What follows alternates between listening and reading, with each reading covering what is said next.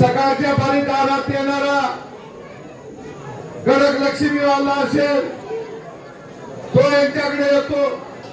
गौरी त्यांचा प्रश्न गोपीचंद कडे घेऊन येतात. फिरस्तावाले गोपीचंद कडे येतात.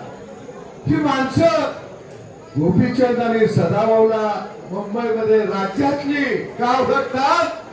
त्यांना माहित आहे पिंगळावाला जोशी असेल, गोसावी असेल, अजून कोण रामुशी असेल, वडर असेल, या सगळ्यांना वाटतं अगदी भंगारवाल्यापर्यंत की आमचा प्रश्न गोपीचंद आणि सदाभाऊ सोडवू शकतो आणि ऐकून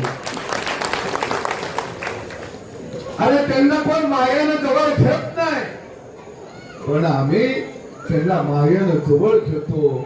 आणि गोपीचंद पडळकरला का बोलावं लागतं?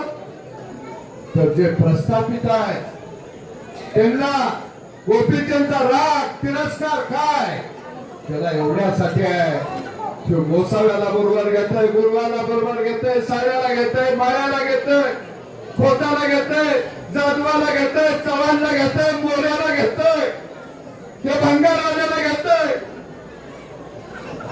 म्हणून यांना राग आहे आणि म्हणून हे गोपीचंद पडळकरच्या विरोधात आवाज उठवतात. काय लोकांना वाटतं गोपीचंद आक्रमक बोलतं.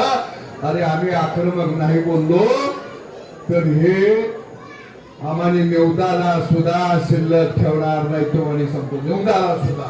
आणि तुमचं कोण ऐकून घेणार बस. आणि म्हणून निश्चितपणानं हे नेतृत्व आपण जपूया. आज या विरोबाच्या दारात मी उभा आहे, बाळूमामाच्या समोर उभा आहे. मी तुम्हाला सांगतो माझा रक्ताचा शेवटचा थेंब आहे. देवासमोर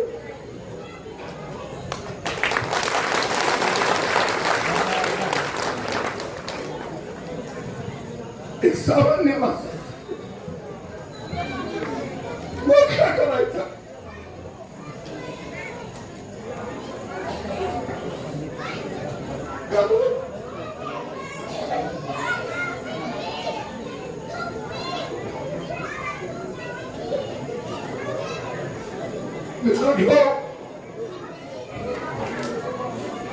प्रस्थापितांच्या विरोधात, वाड्याच्या विरोधात लढलो. गरिबाच्या बाजूला बाहेर खल्ला तुम्ही आखलो.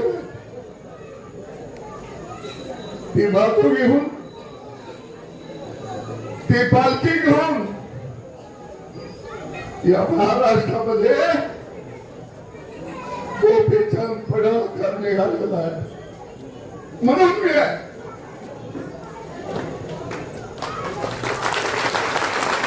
आपण सगळे गाव गाड्यातले सामान्य माणसं आपण एक राहूया. एखाद नेतृत्व आपण जपूया. याची गरज आहे. या राज्याला गरज आहे.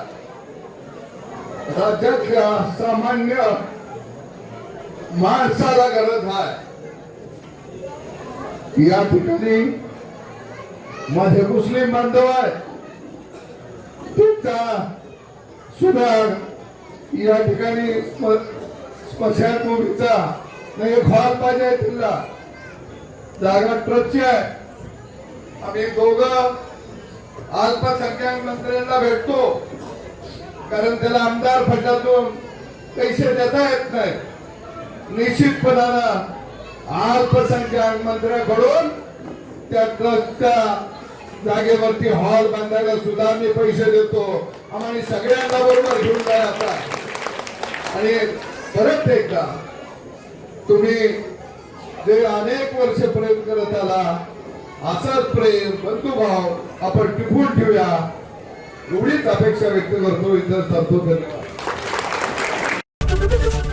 एबीपी माझा, उघडा डोळे बघा नीट.